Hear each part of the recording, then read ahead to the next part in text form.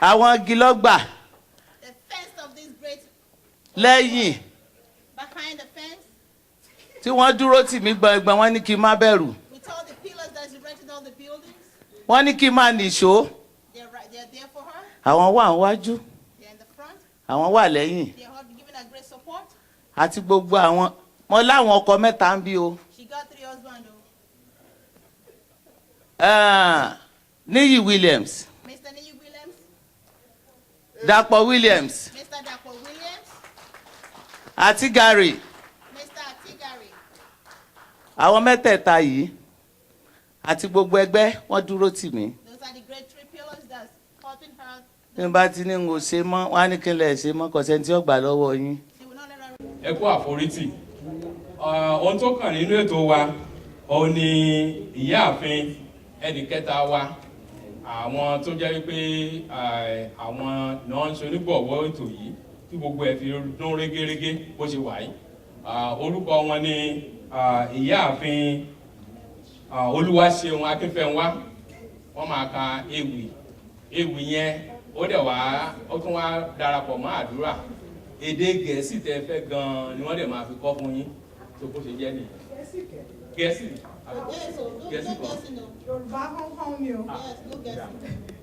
Good evening, everyone, and welcome to our event. We want to thank you for coming.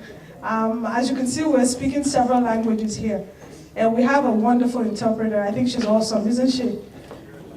Show her by a round of applause. It's too quiet here. This is a party. Come on, ladies and gentlemen. It's a party. Come on. My role here is we've had the opening prayer in English, and I'm going to sing an opening prayer in Yoruba, in our native language. So bear with me. If I sound like I'm screaming, I'll try to keep the mic as far away from my face as possible. So if I'm doing one of this, that's why. Okay? So if we could just, this goes on for a minute, so I ask you to bow our heads. I get very moved when I say this prayer. Baba yeraye, Ọba mímọ́ Olódùmarè, àwa ọmọ rẹ wólẹ̀ síwájú rẹ, a kò lọ́lọ́run méjì o, Baba tẹ́rẹ̀ rẹ káyé, ìwọ ni a gbójúlé, ìwọ ni a fẹ̀yìntì, adé orí rẹ kì í ṣí,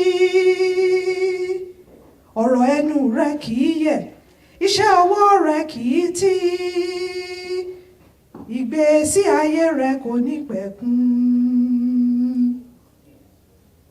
Àwa fi gbogbo àwọn ọmọ ọ̀dọ̀ rẹ lé ọ lọ́wọ́ o Bàbá, àwa fi gbogbo wa sábẹ́ ìtọ́jú rẹ.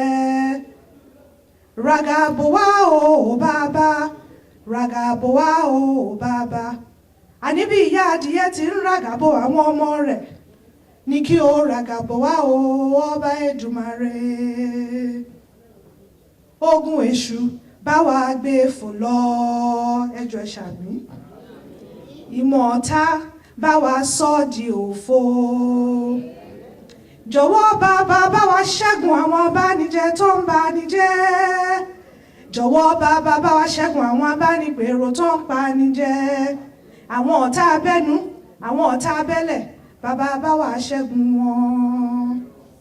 Ilé ayé kì í ṣe ti Nàìjíríà nìkan, ṣùgbọ́n nínú gbogbo ìrìnkèrindò ayé, wá ṣáájú wa, wá kẹ́yìn wa. Ọba tẹ́rẹrẹ káyé alálà funfun òkè, òyígíyígí ọba ikú, àgbóòtà ṣe bí má gbè sẹ́yìn bí ẹrù jẹjẹ lójú àwọn òṣìkà, òpó kiribí tí a fẹ̀yìntì máyẹ̀, ọlọ́wọ́ gbọgbọgbọ tí ń yọmọ rẹ̀ lọ́fì ẹ̀ṣẹ̀, ọba jìgìjìgì kò ṣeé fàtú.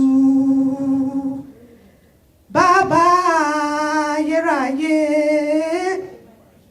ogun ìkáwọ́lérí fẹsẹ̀ jílẹ̀, bá wa lé kúrò láyé wa. Ogun gbàmígbàmí ọ̀gànjọ́, bá wa gbé fò lọ. Ìwà òtítọ́ ni kí o kọ́ wa, kí a lè ṣe tìrẹ. Ìwà mímọ́ ni kí o kọ́ wa, kí a lè gba ọ̀rọ̀ rẹ yẹ̀ wò. Ìwà pípé ni kí o kọ́ wa, kí a lè ṣe tìrẹ. Ǹjẹ́ kí ìbùkún Ọlọ́run Olódùmarè, ti Bàbá, ti Ọmọ àti ti Ẹ̀mí Mímọ́, kí ó sọ̀kalẹ̀ wá sórí olúkúlùkù wa kí ó sì máa bá wa gbé láti ìsinsìnyí lọ àti títí ayé àìnípẹ̀kun.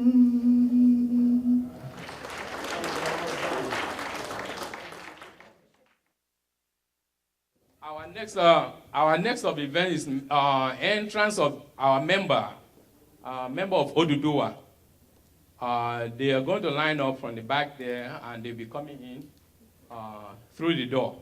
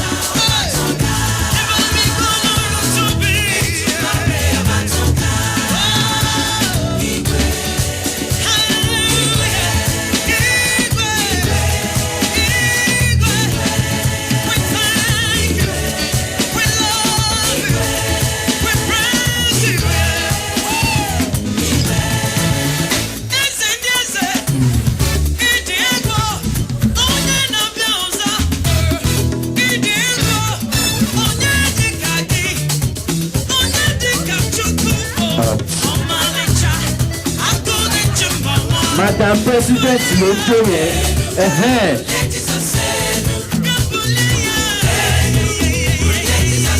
Ẹ pa pẹ̀lú ọ̀gá. Sílẹ̀. Oya. Oya.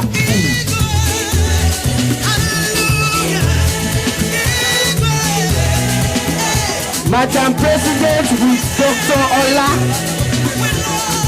The king and the queen. Oh yes.